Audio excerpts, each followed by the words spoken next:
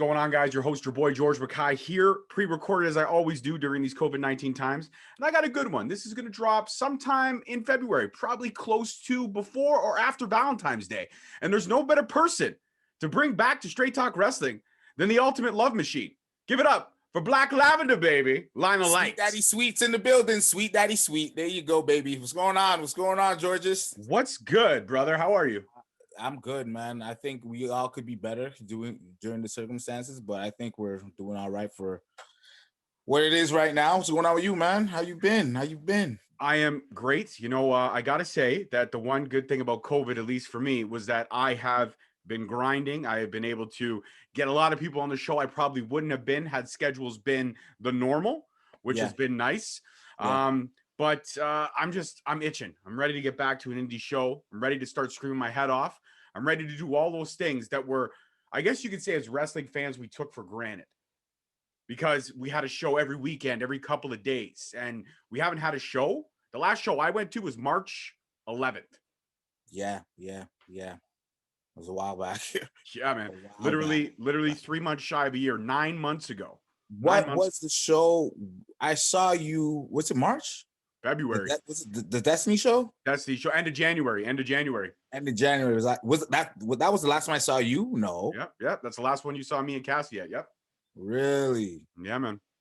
Holy smokes, that's been it's a while. It's been a time, man. It's literally almost a year. Almost a year. Yeah. A year. It's funny. The last show I did was it was me, Justin, and Carter Mason.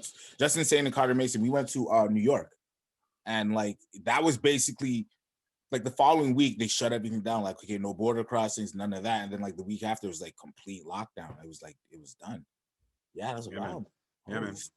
Yeah, and luckily enough, I've been able to also be fully employed during this whole thing because I am an essential worker. I'm a truck dispatcher for a food company by day, amazing podcast host by night. Oh, handsome one too. Don't forget handsome, guy. That's right, handsome. Give yourself the flowers, bro. Handsome. Come on, add that. Yeah, there you go. Rub that little baby face a little bit. So I will set the record straight. Anybody who didn't watch the 5 questions yet, because the 5 questions may drop before or after, I do have to say something that you said I should say. So I'm going to say it. Cassie, my daughter, the mini host, one of the best people in the world, next to my wife and my other daughter, Ariana, she schools me in Mario Kart. Okay. Cool. I was going to line you up. She schools me. Yep. I was going to line you up too. I was going to set you up and see if you actually took the bait. And you're such a good guy. See, you're a man of your word. You said, you know what? She is good. She's better than me. I'll say it on my podcast, and here you are doing it. I didn't even have to prompt you. You're a man. You're the man, bro. You're the man. Yep. And we also play those co-op games together too. Like we try Undercooked or Overcooked. It's like a chef cooking game. And we fight the entire time because I ask her to pass me the tomatoes. She won't pass me the tomatoes. She's sitting there watching the dishes. And I keep telling her, I'm like, it's got to be like a real kitchen. One of us got to expedite. The other one's got to execute. You've got to have execution. And, you got to expedite. And she's like, but I just want to watch the orders. It's like, no, you can't just watch the orders. We got stuff to do. It's a struggle. In our house, when it comes to co-op games, it's a struggle. There was a game called A Way Out. Did you play it? Have you heard of it? No, I never heard of it. So it's a co-op game. It's with 2 inmates trying to escape from prison. And you have to execute the perfect escape. Oh, so you have to work like a team. You have to work together. So there's one part where you have to shimmy up this like ventilator shaft to get to the top of this grate to get out to go to the roof. And you have to be like back to back. Oh, to do it. Okay. I got you. One person's got to go, then the next person's got to go. But here I am. I'm sitting there. I'm like, okay, Cass, I'm going to go. So you go after I go because I have to go. Then you have to go. Okay, Dad, I got it. I go, she goes. We both fall. Oh, man. And I just sit there and I give her that dad look. So I look over and I go, yeah. I'm not going to say anything to you just yet, but look at my face. Yeah. You better get yourself centered. You better because you wanted to play video games with me, and this is how I play. This is how we do it. Yeah. I win every time. And if you're not prepared to be a winner, then you're losing's not an option. You're out of the family. Oh God! I don't know how many times during that game I told her to move out. I said, "That's it, move out." That's this. Wow. Come on, Georges. I quit smoking at the time. I was a little edgy. Okay. Fair enough. You don't have your outlet like a little shorter than it normally would. That's cool. That's cool. That's cool. But you know, let's talk history for a second with you, because Yes, I was able to interview so many amazing people that are connected to you this year. I had Justin Zane back on the show twice, one of my good friends, love the man to death. I finally was able to lock down the King of the North. Ooh. I got him back in April. Nice. And we actually talked. I told him one of my favorite matches, actually my whole favorite like sequence in wrestling at the time when it comes to him and to you, was that feud you guys had at Demand Lucha. That was hands down one of the best feud, and it's crazy. It's crazy because in indie wrestling, it's really hard to build these programs because necessarily you're not going to have the same guys on every card. And there's going to be people who show up at one event but not show up at another. Yeah. So they're going to be lost in the translation. That's a big problem. That's a big problem. It's a big problem. But one of the things that Demand Lucha does well, and it sucks because I haven't been able to be there in person, but I've seen clips of the matches online, and I've done as much research as I can. You know, YouTube is a wonderful tool when you want to go back and look at things. Also, the Demand Lucha Facebook page, they always post great stuff on there as well. Oh yeah, for sure.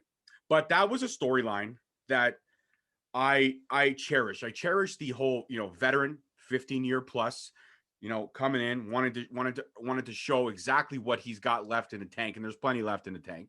But also Carter Mason, the evolution of the King of the North. You can't just walk around calling yourself a king without being able to back it up. Yeah. And I felt that you two brought the best out in each other. And I asked him this question. So I think this question, you could give me probably the same answer, but I'm going to ask it anyways. When it comes to somebody you're tight with, somebody you consider a friend and a brother on this path of pro wrestling, when you're staring that man down the other side of the ring, do you tighten your fist a little tighter? Do you clench your jaw a little harder? Because you know, this is my boy and I'm not going to hold back. This isn't going to be a fluff piece. We're not going to do this safe dance. We are going to leave this ring with some bruises because that's my boy. Yeah. Well, I'll say this. For me, it's in two scenarios where that would happen. Yes, when it's my boy, or when it's someone I really respect. Like, I'll give you an example. Like, I'm very close to Carter. Me and Carter are very, very close. I'm cool with a lot of guys in wrestling. For the most part, I'm cool with everybody in wrestling. Me and Carter, I've known him since I was like 20. He's like 15. So I've known him basically the start of my career. So he's always been like my little brother, cousin. He's like a family member to me. So when it comes to him, it's so easy to ask for forgiveness that you don't mind. You're gonna go harder with a guy you're cool with. You know what I mean? But I can do it. I'm not as close with Josh, for instance, as I'm with Carter, but I'm so cool. I'm super cool with Josh, and we could do the same thing. You know what I mean? It all varies on the relationship you have with the person. If we get along great, and I tell you ahead of time, listen, I'm gonna put some stank on it. Then and I get this reaction right here, like what you're like you smiling and you laughing, then I know it's good. But if I don't know the guy, if I'm not familiar with him, you stay in a certain pocket. But yeah, you're right. Whenever it's a guy you're cool with, you don't necessarily clench your jaw, but the fists are ready to unload on him for sure. Like one of those slow motion instead of the Walt Disney nods. Yeah. Plus, thing is too with that particular feud, I wanted it to mean something, because like how you said, feuds in indie wrestling is very hard to pull off. They're very hard to get into and invest your time into and actually get the payoff you want. So I didn't want the work that we put in, the thought process, everything we were doing, I didn't want that to just go away. So I said, listen, we have to hurt each other. And if it's 100 apologies later, that's what it's going to be. But we have to make sure the crowd appreciates what we're trying to do. So I just said, I tell you this right now, we walked away from that match with bruises. Like, I was sore for about a month after that match, just because we had no forgiveness on each other. Yeah, we hugged each other afterwards, but during the match, it was hell. It was hell.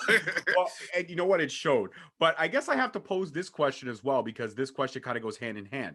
If it's somebody that you've never wrestled with, or somebody that you're not cool with, or you might have just met, and you step into the ring, and right out the gate, they go hard.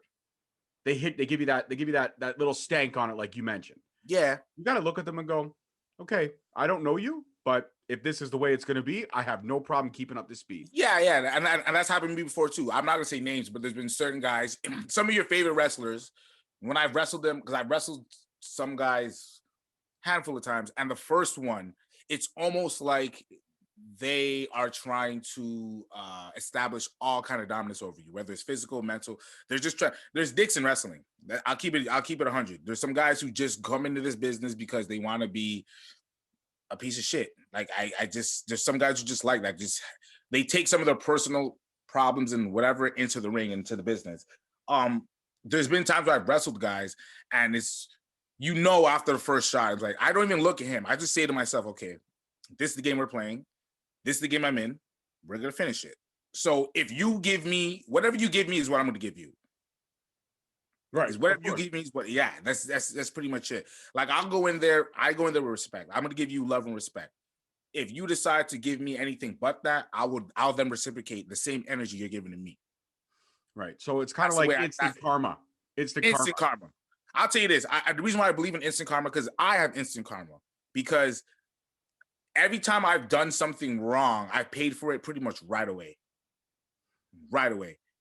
Perfect example. I went to Italy last year. I was in Europe. I went to Liechtenstein, Switzerland. I was in Austria, Italy. I was in Florence, and I was in Rome. Nice. I love Florence. I hated Rome. Like the people in Rome, they're just trying to like hustle you and everything. So I hated Rome. But on my way, my flight going to Rome, when the flight was actually taking off, I was actually flipping Rome the bird. I was like, I don't want to see you again, whatever. You know what the plane does? The plane literally had to do an emergency landing and I had to spend another day in Rome. That's instant. That's instant karma is all about line. So when it comes to that, yeah. So if you do, I know if I do something bad and something happens to me just around the corner, it's because I deserve it. So I love Rome. I'm never gonna sully Rome. Never. I've never been there a day in my life, but I'm not gonna sully Rome. Rome is great. Don't. It's awesome. It's awesome. All right. You love Rome. You understand me? I love paying $5 more for an espresso in Rome because it's worth it. Okay, it's worth it. No. But have you tried espresso in Rome? No, I've never been to Italy. I want to go. It's on my bucket list. If you go, you're probably gonna get hooked on it because I'm not a coffee guy, and I got hooked up. I had one cappuccino down there, and I've had cappuccino almost every day since. Nice. Well, hey, there's nothing wrong with appreciating a good cup of caffeine, no matter how you take it. No matter how you take it. You're right, George. You're right. I am the same way. I have been hooked on. Okay, so during COVID, Cassie's tastes have evolved. So she's like, Dad, I want to start watching horror movies. I'm like, all right, let's do it. My wife was a little bit, Mrs. Host was a little bit unsure about that because she's so young. But I said, babe, I'm going to sit her down and have a talk with her. So I sat her down. I said, listen, Cassandra, here's what you got to understand. Everything in these movies is bullshit. There's nothing, none of these guys, none of these girls, none of these killers, none of these bad people can do anything to you. You know why? Right. Because at the end of the day, as soon as the red light on the camera stops recording, they take the mask off and they look just like you and me. Yeah. I go, Freddy Krueger's not burned. In the movie, he's burned, but he takes that makeup off, and he's just a really, really ugly dude. Yeah, and that's what I tell her. I said, listen, it's all bullshit. Yes, some of these things are based on true stories. Every horror movie comes from a little bit of truth. Yeah, and that's the inspiration process. I told her that. That's the inspiration process. I go, even movies that are based on true stories really aren't based on the exact story, because you can watch a movie, but it's not going to be the same great story that was originally told. It's got to be more.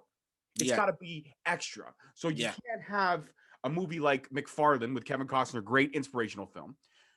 I'm sure it went down that way, but not the way it was told in the movie. Not the way it's told, for sure. No, for sure. And you have to add that little extra bit to it. And now Cassandra trusts me, because being a film school aficionado like myself, she knows when I recommend a movie to her, she knows it's going to be good. Like, for example, last night we sat down and we watched Just Go With It with Adam Sandler and Jennifer Aniston. And is that good? My wife and I love it. It's actually Adam Sandler before his career took a shit nosedive. Then he resurged on Netflix. Okay. Another movie that we love of his that came out kind of in and around that time period. It's called Blended with Drew Barrymore, and it's so fucking. They both hate each other, and they both end up going to Africa on a vacation because two of their best friends broke up, and they both end up going there, and they have to play this blended family. So he has 3 daughters, and she has 2 sons.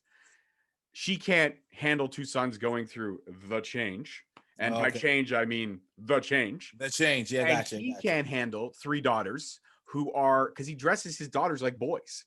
He calls one of his daughters Larry, like Larry Bird, because she plays basketball. It's just so heartwarmingly funny that it makes you appreciate that blended family. Okay. And I highly recommend those 2 films if you just want to sit there and laugh and appreciate it. And it's also definitely a good Netflix and chill type movie. If you start to chill while the movie's playing, you can, once you finish chilling, you can pick up right where you left off, and it's not Agatha Christie, so you won't fall behind. Okay. So now we're at the point where he's realized he loves her. Okay, I get it. Okay, we're good. Yeah. So it's one of those movies that you can definitely chill, and by chill, you know exactly what I'm saying. I got you, baby. And you can then put your stuff back on. I love this guy, man. I love this guy. You know that it's going to be exactly where you left it. It's perfect. Yeah. So it's one of those things. But she's been showing, and I've also been showing her some of my favorite TV shows. So like Buffy the Vampire Slayer, Angel, which was a spinoff from Buffy, Teen Wolf, which is incredibly violent and gory, and I love it. Teen Wolf, yeah, but it's not based off the Michael J. Fox movie. It's not like a lovey-dovey wolf movie. It's like dark. Okay. Young kid who gets bit by a werewolf, and then he starts just fucking tearing shit up. And he becomes. This is on Netflix? It's not on Netflix. It actually was an MTV show, and I had to buy it on iTunes when all that, because around Christmas time they have all those crazy sales. Yeah. The whole series, okay, it was there. Okay. Yeah, the whole series regularly $100 was on sale for $30. So I'm like, fuck. That's awesome. You can't.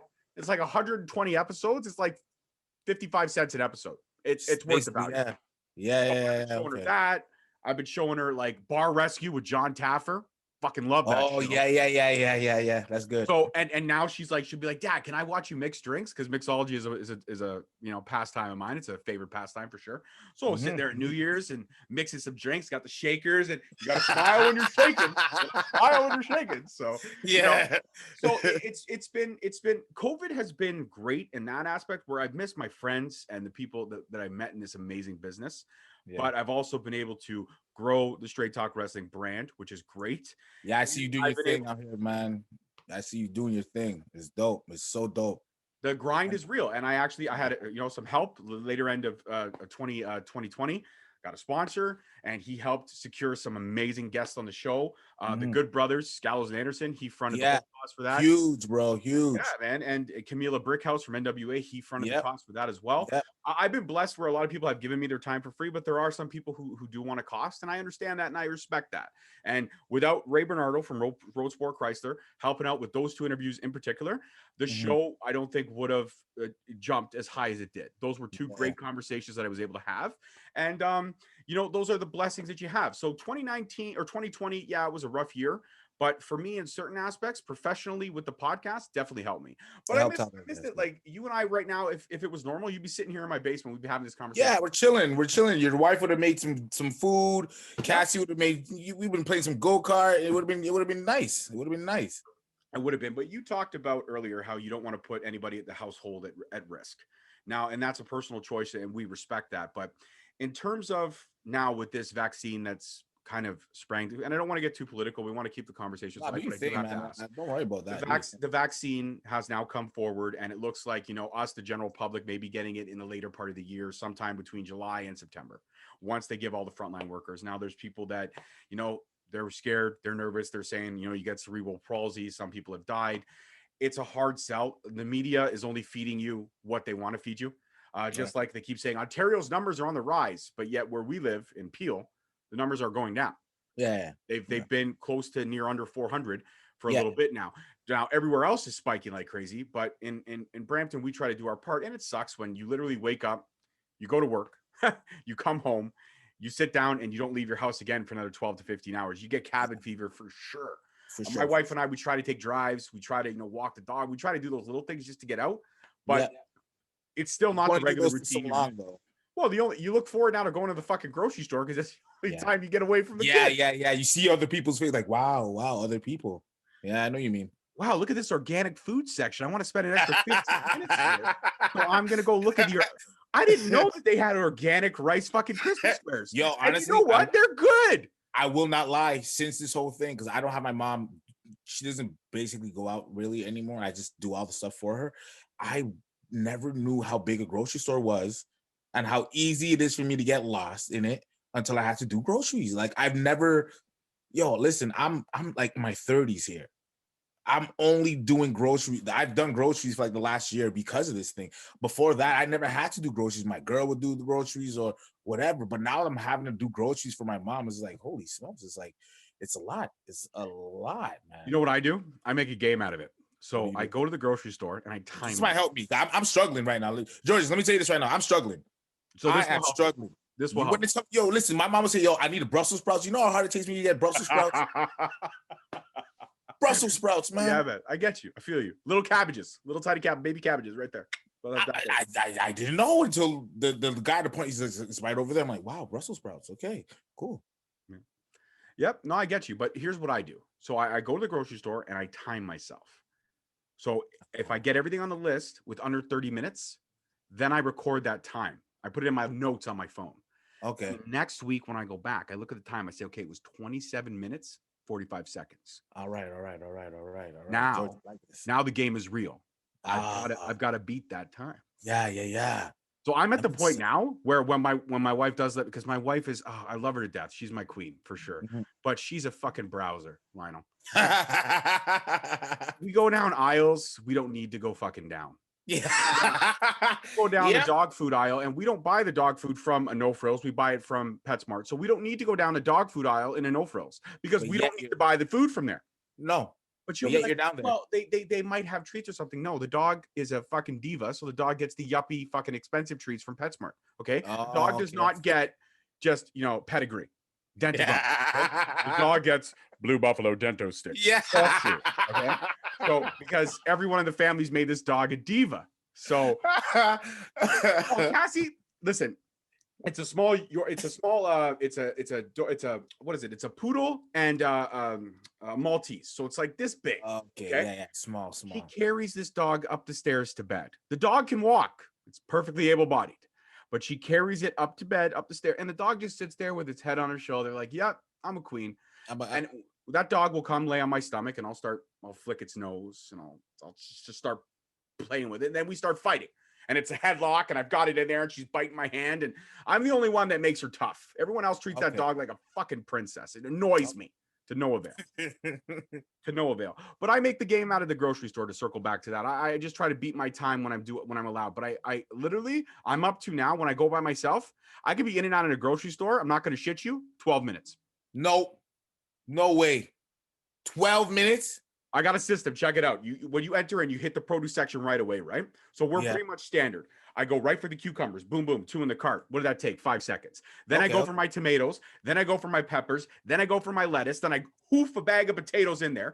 Boom. Where am I? I'm right next to the cold cuts. I grab the turkeys. I grab the salamis and the cheese. I throw it in.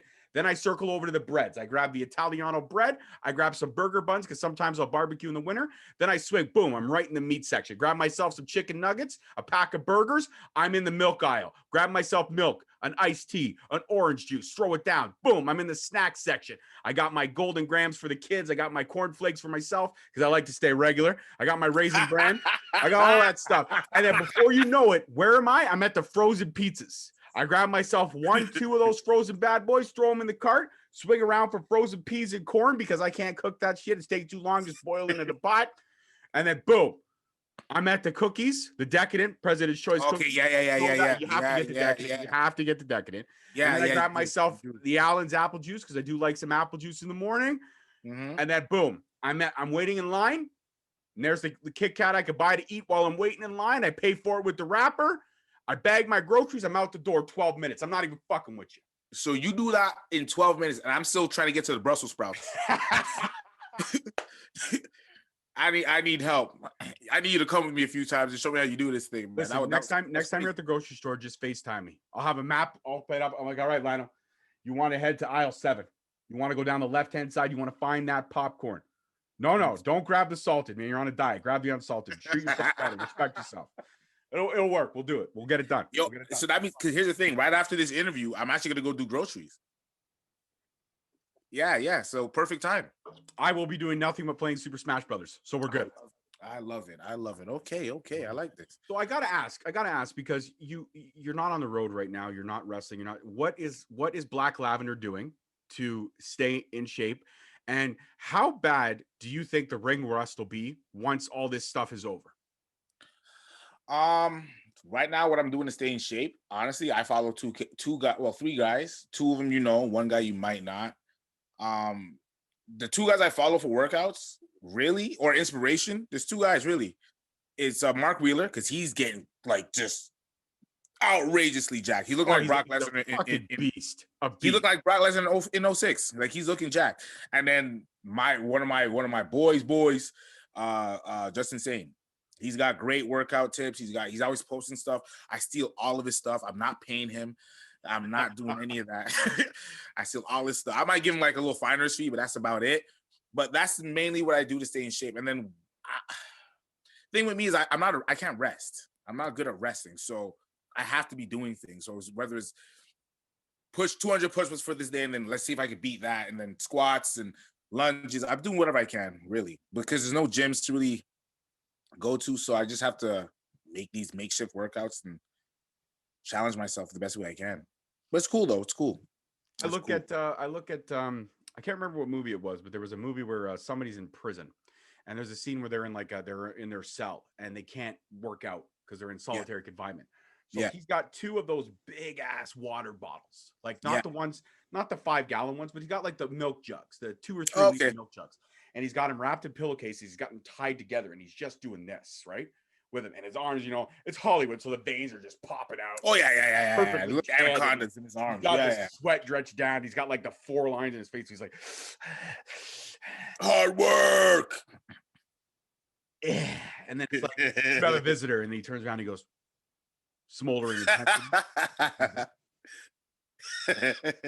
So I'll do stuff like that, but mostly for me because I'm not like physically fit, and I just recently quit smoking though, so that's a big thing, and now I'm starting to get back on the workout train because I've got to keep my mind off the quitting smoking. So I bought myself like a little punch bag that I do the cardio punch outs and video games. I'll do the Xbox Connect, I'll do the Wii, just that kind of stuff for cardio because I know I won't do it regular. And the wife and I, we just bought DDP yoga, so we're gonna definitely get into that. Yo, that yoga's fire too, man. That yoga's fire. Trust me. Yeah. So I actually got into it because when it's weird because when COVID first started taking over the world, I was actually in a bad way. Like if things were normal, I wouldn't have been able to wrestle for 3 months. Oh shit! Like my tailbone was killing me, my ankle, also my Achilles started flaring up on me and everything. So lucky for me, I wasn't in a position where I was missing out on shows like that. But it took me a while to get back because of all the injuries. So lucky for me, COVID hit at the right time because I was like out. I was out. Wow. But yeah, you just got to find, like, what I was getting back to is like, you got to find ways to motivate yourself and continue to push because, this is one of those things where it can mentally wear you down to the point where you just give up, really. Yeah, mental health has been a big part of this whole fucking thing, right? And a lot of you guys and gals, you lean on each other, and it's hard when you haven't been able to see it. Now, the great thing about the time period we live in is we can do things like this.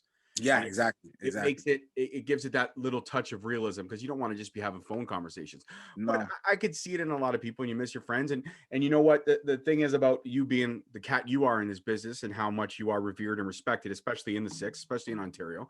I could see a lot of people just reaching out to you, just saying, hey, how do I keep? And you would probably be the greatest motivator. You would be the guy that I could see Carter Mason calling if he's had like the shittiest day ever. Carter would call you and say, yo, Lionel, I'm just in a bad way right now. And you'll say, hey, listen, keep your head up.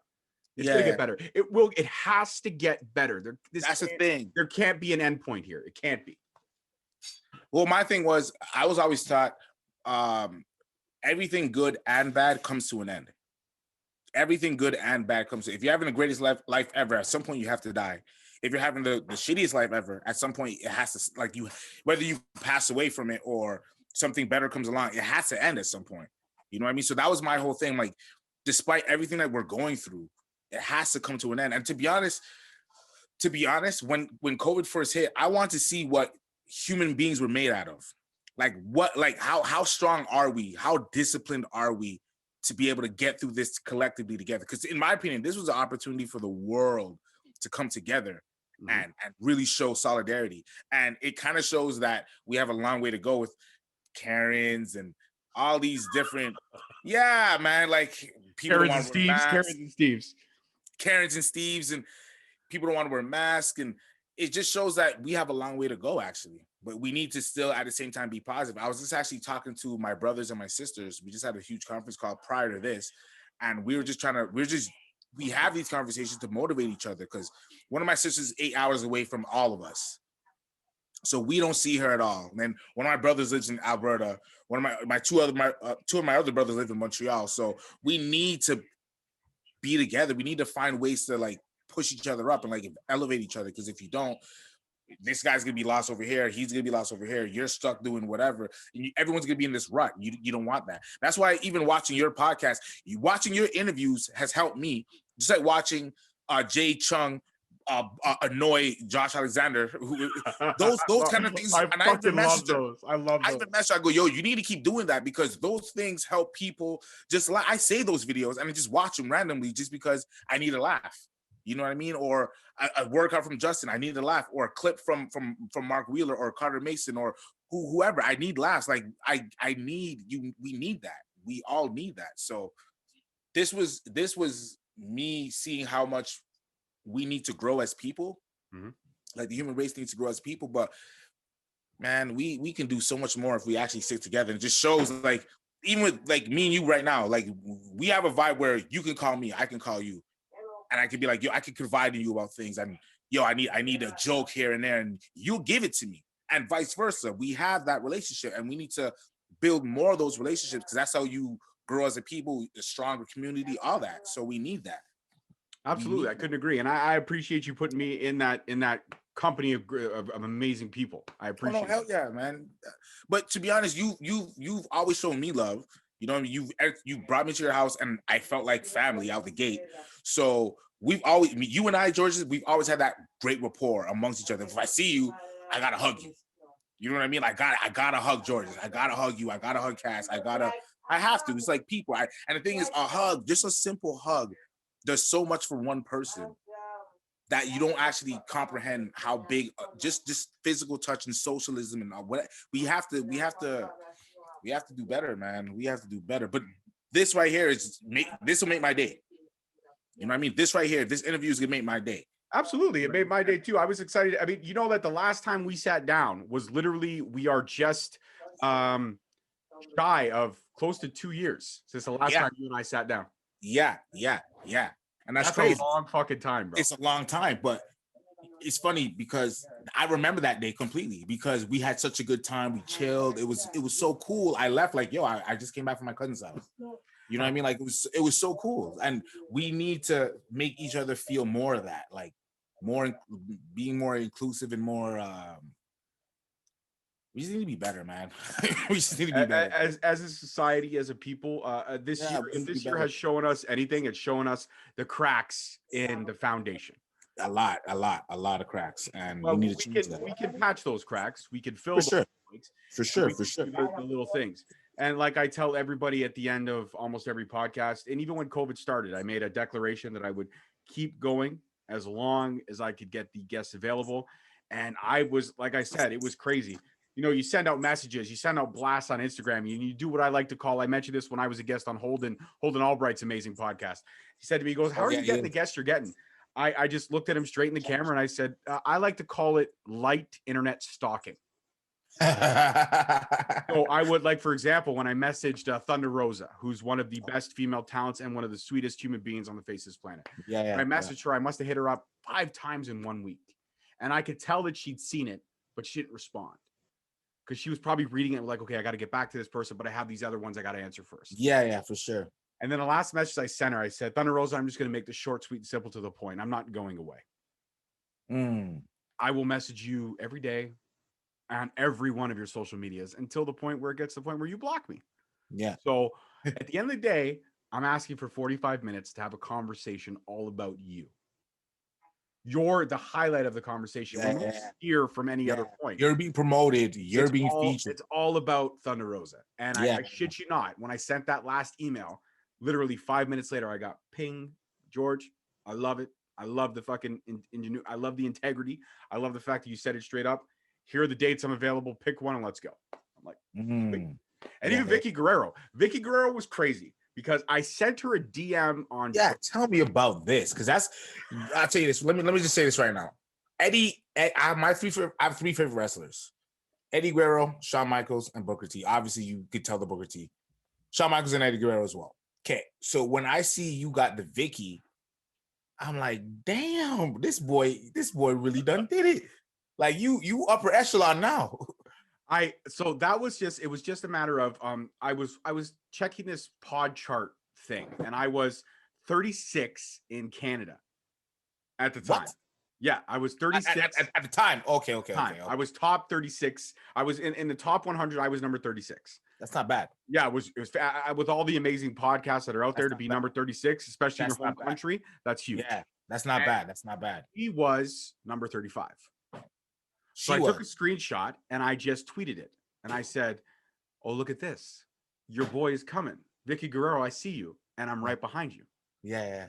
She liked the tweet. So I said, fuck it. I'm going to send her a message. So I said, hey, Vicky, George from Straight Talk Wrestling. I just want to say I'm a huge fan of your husband, huge fan of yourself, huge fan of your career and everything that you did, how you elevated yourself after the passing of the legend of your husband. And I would love to sit down and talk with you. And, what I've learned about this business is everything's about shots. So here I am, Vicky, I'm taking my shot. I hope that you'll read this message and I hope it finds you safe and happy. And I hope we can sit down together. I'm sitting down for dinner, literally 3 hours later. Mm-hmm. And I'm not paying attention to my phone because Sasha hates when my phone's at the dinner table. So I put it off on the buffet and the counter. All of a sudden, and I'm like, what the fuck is going on? So I flick it open and I'm like,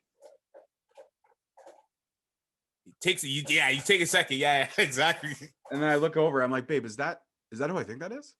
And then she goes, yeah. I go, no. She goes, yeah, answer that shit. So I'm like, okay, miss. So I answer it, and she was the most endearing sweetheart of a human. She goes, George, absolutely, I would love to do your podcast. Let me know your availability. So I sent it to her, and then she said, I only have a half an hour. I said, that's more than enough time. Even if we only had 5 minutes, I would do it. I don't care. Yeah. And then when we got together to do the episode, she was having issues with her computer. So she's like, I'm going to restart it, and then I'm going to hit you back. So I restarted it, and then as soon as I push record, she goes, so I'm going to give you 45. I'm like, are you sure? You got so much going on. She's like, no, I'm gonna give you 45. This is content for you. I'm gonna give you 45 and we're gonna have a great conversation. And it just so happened that the Eddie Guerrero episode with Chris Benoit had just recently dropped. So there was a ton of things to talk about and how great everybody from Dark Side of the Ring was when they approached her. She said that they sat down with her for like 11 hours at her home. 11 hours getting all that footage, all that whole conversation took 11 hours. And just, she said for her, that the one thing about it, you go back and you watch the episode, the one thing you said about it was that final bit of therapy, that final bit of closure, because she had gotten over everything. That final bit of closure that would kind of cement, Eddie's legacy and Chris's legacy. And as much as Chris's legacy is shrouded in a little bit of darkness and mystery, especially near the end, we can mention Chris Benoit's name without having that darkness come to it. We can mention Chris Benoit, the in-ring performer. We don't have to mention the human being. Yeah. And it's okay for him to be in the Wrestling Hall of Fame, in my opinion, because it is a Wrestling Hall of Fame. But I honestly I agree with Vicky when she said this in my show, Nancy Benoit should be first. And I agree with that. I think Nancy Benoit, woman, should be inducted in any Hall of Fame before Chris is. Before Chris, I agree with that. And I think that's the fair assessment to make. And I even believe that their son that went home when God called, went home that day too. I believe he should be inducted. And I believe that the great thing about wrestling is that as much as there's pain in the business that we all love, and there's a lot of darkness to it, and a lot of it surrounds, one individual or one organization. I'm not going to mention names, but as much as there's all this darkness, there's all this light. And the light is the things that we're doing right now, the relationships that are built and the conversations that are had or to be had. No, I agree. It's one of those, because here's the thing, for you to not credit Benoit for all that he's done in the ring, wrestling as a whole, is very, it's the wrong way to go about it because he got a lot of guys into wrestling. Benoit inspired a lot of guys into wrestling. I know a guy named Max Boyer from Montreal. He's basically Benoit. And he always wanted to be a Benoit, a hard worker. Josh reminds me of Benoit, of how much hard work he puts into the ring. Like when Josh wrestles, you swear to God, he's leaving his soul in there. Benoit did the same thing. And I'm sure some elements of Benoit, I see it in Josh. Mm-hmm. You know, I see those things in Josh. He works hard, like he works really hard. He wants all of his matches to mean something and every move to mean something. And Benoit was that way. And for us to just say, okay, because of a horrible situation, horrible situation, but no one will ever know what was going on. And for us to even assume or try to assume is very wrong. We shouldn't. What he did was, I'm not going to get into that because that has nothing to do with me. And that's not what I know him for. Mm-hmm. What I know him for is wrestling very well. And he not only just wrestling, very, very good wrestling. And he represented Canada too. So I'm not going to just discredit what he's done in the ring, all that work he's done because of one bad night. We don't know what that situation was. So I will never, if Eddie did that, and Eddie's one of my favorite wrestlers of all time. If Eddie did that, I would still hold him in that light because at the end of the day, your wrestling is what inspired me to get into this thing. Mm-hmm. You know what I mean? So yeah, I completely agree with everything you said. But at the same time, you have to be sentimental to Nancy at the same time. So I could see why they didn't want to put him in the Hall of Fame right away, and it's understandable. But I think it's time for him to be in it now. I mean, it's time. I agree with that. Nancy should go first. Yes, I agree with that because she put in her work, and there's no reason why she shouldn't be inducted. Even if nothing happened to her, she still should be inducted. Like if she was alive today, she would have been inducted, in my opinion, because the work she's put in. So for sure, she should go first, and then Benoit should definitely get his. He should get his flowers too, man. He definitely should. Yeah. And you know what? At the end of the day, like you said, what happened that night, we'll never know. The police have pieced together what they could. We don't know what his mind state was. We know after the fact when they did the brain scan that there was definitely some issues there. And if anything, what that has taught us is that, concussions and all these things are no joke. They do affect the mental stability of a person. And I believe the best telling of the entire storyline was in a Dark Side of the Ring. I think what those two young cats, Canadian boys, are doing for the wrestling business, shedding light on the darkness. I feel like that only through that, to quote Dangerous Minds right now, only through the darkness do we find the shadow of the light. Fire. No, but then you got to hear Coolio in the background. They spending most of their lives living in the gangster's paradise. Yeah, I hate his hair. Everybody hated his hair. Listen, his hair was. I look at his hair, and every time I see his hair, I think of "Don't be a menace to South Central while drinking your juice in the hood." Yeah. Marlon Wayans with the little girl's barrettes in one ear, flip in another. You had the pacifier in one. I love it. I love it. It's horrible. Oh man, I look back at like 90s cinema and I think, fuck, we were not spoiled at all. We were just lucky to get out of it alive. That's it. It's funny too because I've watched, what movie was it? I was trying to remember. I never finished it. It was bad. But here's the thing: I used to love it when I was a kid, and then I'm trying to remember what it was, man. I'm losing right now. I can't remember, but it was horrible. We're watching it again. I'm like, I can never ever watch this again. Like that's what Jingle All the Way. Jingle all the way. Arnold Schwarzenegger. That's my cookie. Put the cookie down. Yeah. I can't do it anymore. I'm done. I used to watch that movie every day when I was a kid, and watching it now, I'm like, oh, it's well, you know what? This is how fluidity we are. This segues into my final thing, and it's a game. And it's a game I would love to play if you're interested. We're done? We're almost done. No. We're not done. To say. No, I'm playing. Go ahead. Okay. So this game is simple. I'm going to throw out two choices. Okay.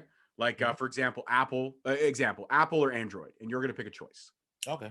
So, I'll throw out two movies, and some of them will be two great films. So it'll be hard for you to make a decision, and some will be two stinkers, and you'll have to make a decision. I have to make a decision. Suck. You'll have to make a decision. Make it okay. All right. Here we go. I'm gonna throw out a very easy one. Okay. Yeah, start me off easy. I'm gonna start you off easy. I'm gonna start you off crescendo this thing for me, okay? Crescendo. Okay, I'm going to start you off with 2 sports movies. We're going to put them up side by side, and you're going to let me know which one you prefer. All right. Mighty Ducks. Ooh. Or Air Bud. Oh, come on, Mighty Ducks. Okay, why? It's okay, but listen, Air Bud, dog playing basketball was a cool fucking movie, okay? No, it wasn't.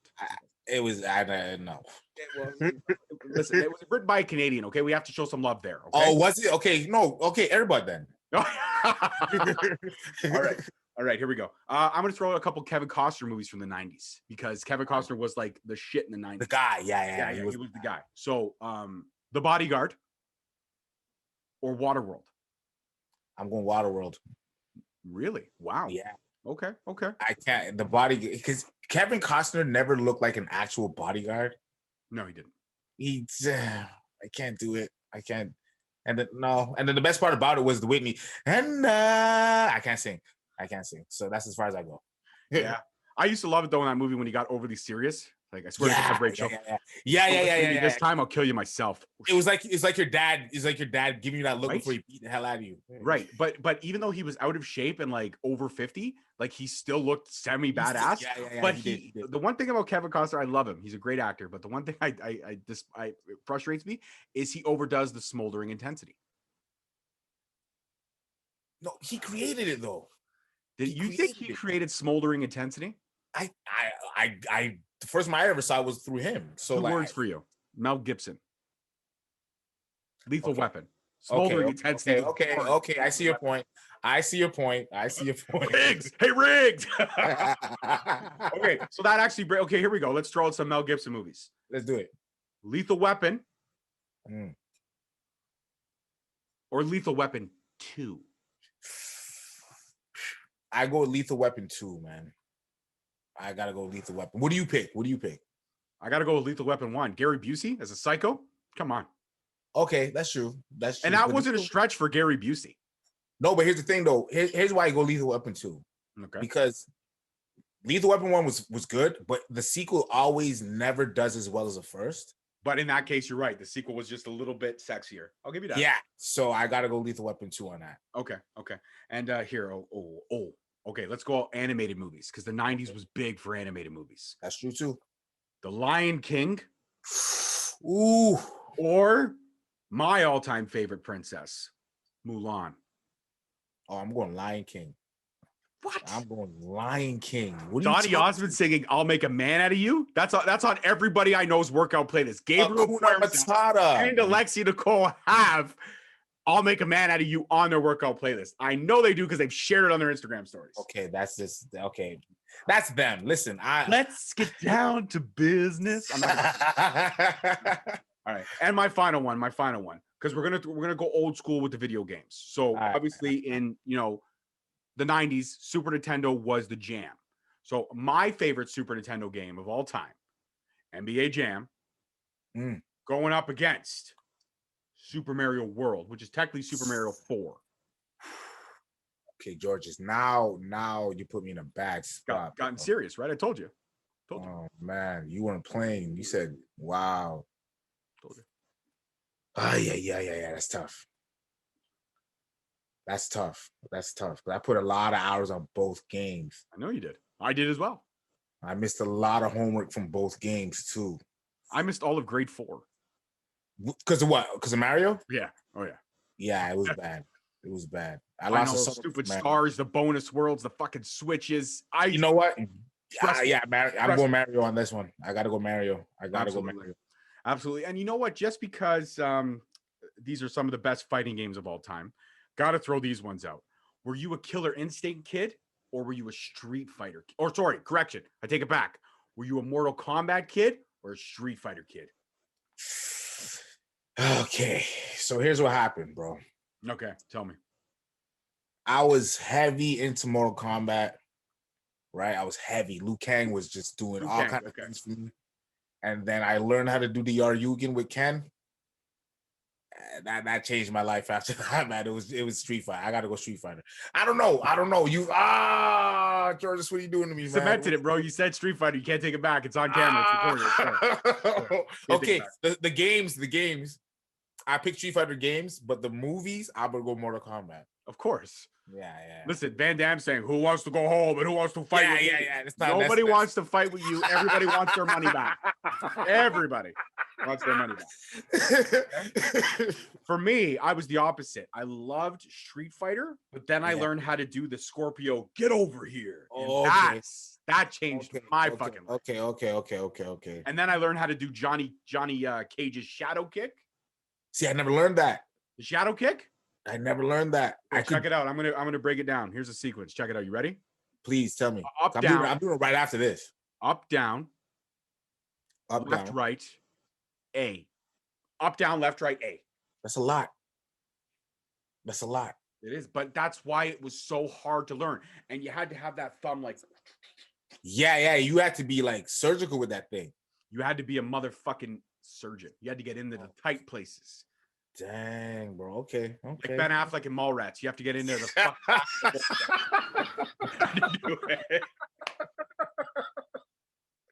Yo, George, you're the best, man. Oh, fuck. You're the best. You're the best. Now that I have thrown out a Volkswagen joke, I'll have to conclude this one. Lionel Knight, this was a pleasure. It was an absolute honor to sit down with you again. Always, man. Love. You know that. Love, man. Love, George. You know that.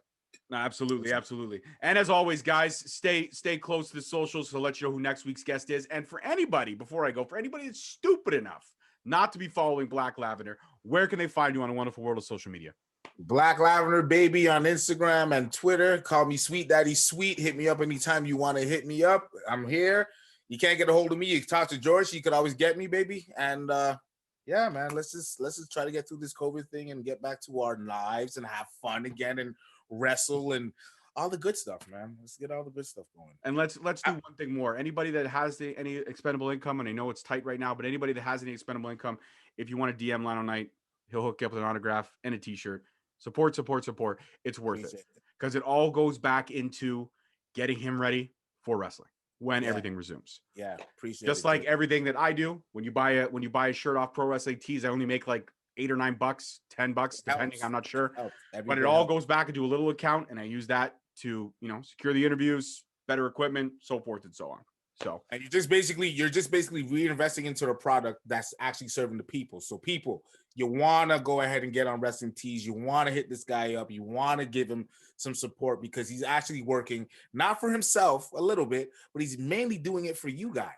So please support. Please support. He's supporting us. We support him, and we should all support each other. So the community, wrestling community, let's show what we got. Let's show what we got. The solidarity needs to be real deal, like Holyfield. Let's show why this business is one of the best businesses to be a part of, whether you're a fan, whether you're doing wrestling, whether you're an interviewer, whether you're a promoter, whether you're a podcaster. All of it is one beautiful machine that we need to keep running. So let's just keep doing that, baby. Absolutely, 100%. As always, I'm your host, your boy. Don't forget to tune in next week. And that's it. Peace, love, and wrestling. We'll see you guys next time. Lionel. George. You said up, down, left, right? Up, down, left, right, A. Okay. I'm on it. You got to two-handed, Lionel. You got to two-handed.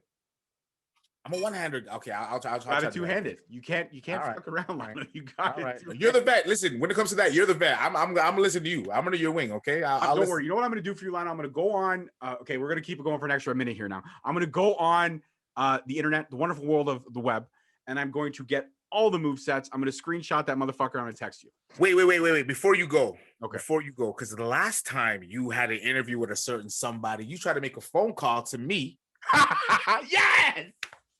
You tried to make it. You thought I was gonna forget that? No, I don't. I hold grudges, man. I hold grudges. You understand me? Now, Lionel.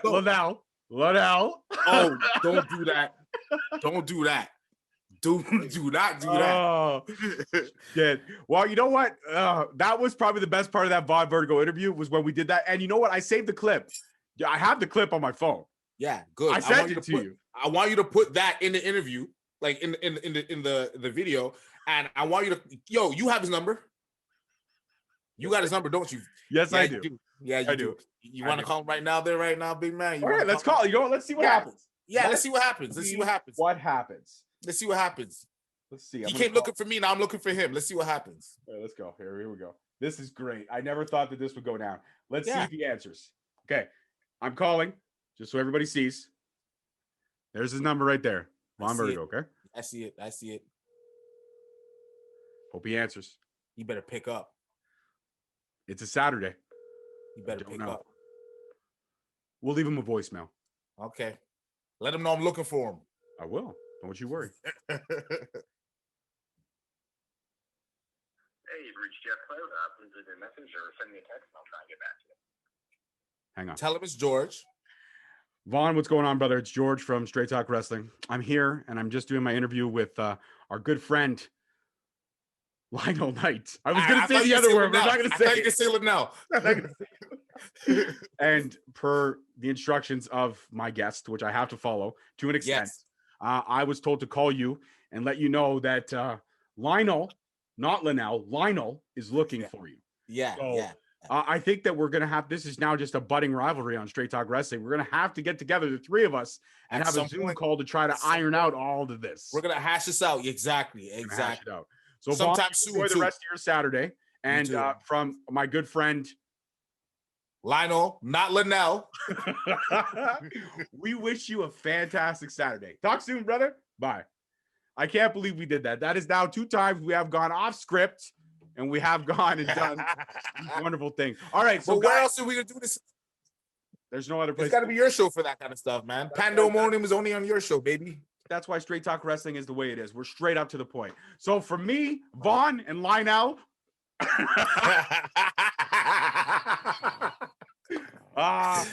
From my boy, my brother, my very good friend, Lionel Knight. Peace, love, and wrestling. We're going to see everybody next time. Love. Take care, guys. Next time. Peace. Thank you for listening. Tune in next week for another episode on Spreaker, Stitcher, Spotify, iTunes, Google Play, and iHeartRadio. Also follow us on Facebook at Straight Talk Wrestling, on Instagram at Straight Talk Wrestling, and on Twitter at _Straight Talk. And for all our merchandise, you can search us on ProWrestlingTees.com.